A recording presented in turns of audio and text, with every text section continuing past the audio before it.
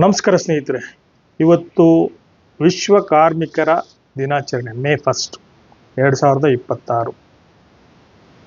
ನಾನು ಕಾರ್ಮಿಕರ ಪರವಾಗಿ ಏನು ಚಾನೆಲ್ ಓಪನ್ ಮಾಡಿ ಕಾರ್ಮಿಕರ ತೊಂದರೆ ಆಗ್ತಾ ಇರೋದ್ರ ಬಗ್ಗೆ ಪ್ರಸಾರ ಮಾಡ್ತಾ ಇದ್ದೀವಿ ಹಲವಾರು ಬಾರಿ.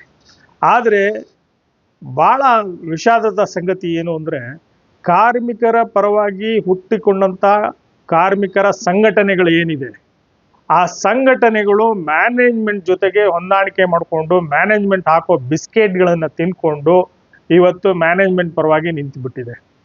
ಇದು ತುಂಬ ವಿಷಾದಕರ ಸಂಗತಿ. ಎಲ್ಲೋ ಒಂದು ಕಡೆ 100ಕ್ಕೆ 5ರಿಂದ 10 ಕಾರ್ಮಿಕರ ಸಂಘಟನೆ ಕಾರ್ಮಿಕರ ಪರವಾಗಿ ಹೋರಾಟ ಮಾಡ್ತಿದೆ ಅಂತ ಹೇಳ್ಬೋದು. ಇನ್ನು ಮಿಕ್ಕ ಎಲ್ಲ 90 ಕಾರ್ಮಿಕರ ಸಂಘಟನೆಗಳು ಮ್ಯಾನೇಜ್ಮೆಂಟ್ ಹಾಕೋ ಬಿಸ್ಕೆಟ್ನ ತಿನ್ಕೊಂಡು ಅವ್ರು ಹೇಳ್ದಂಗೆ ಕೇಳ್ಕೊಂಡು ಕಾರ್ಮಿಕರಿಗೆ ಅನ್ಯಾಯ ಮಾಡ್ತಿದ್ದಾರೆ ಅಂತ ಹೇಳ್ತಾ, ಇವತ್ತಿನ ಕಾರ್ಮಿಕರ ದಿನಾಚರಣೆ ದಿವಸ ಏನು ಈ ರೀತಿ ಕೆಲಸ ಮಾಡ್ತಾ ಇರ್ತಕ್ಕಂಥ ಕಾರ್ಮಿಕರ ಒಕ್ಕೂಟ ಅಥವಾ ಕಾರ್ಮಿಕರ ಸಂಘಟನೆಗಳಿಗೆ ಧಿಕ್ಕಾರ ಕೂಗುತ್ತಾ ಈ ಕಾರ್ಯಕ್ರಮನ ನಿಮಗೆ ಮೀಸಲಾಗಿಟ್ಟಿದ್ದೀನಿ. ಕಾರ್ಮಿಕರಿಗೆ ದಯವಿಟ್ಟು ನಿಮ್ಮ ಏನು ಅನಿಸಿಕೆಗಳನ್ನು ಕಮೆಂಟ್ ಬಾಕ್ಸಲ್ಲಿ ಕಮೆಂಟ್ ಹಾಕಬೇಕು ಅಂತ ಕೇಳ್ಕೊಂತ ನನ್ನ ಮಾತನ್ನ ಮುಗಿಸ್ತಾ ಇದ್ದೀನಿ. ನಮಸ್ಕಾರ.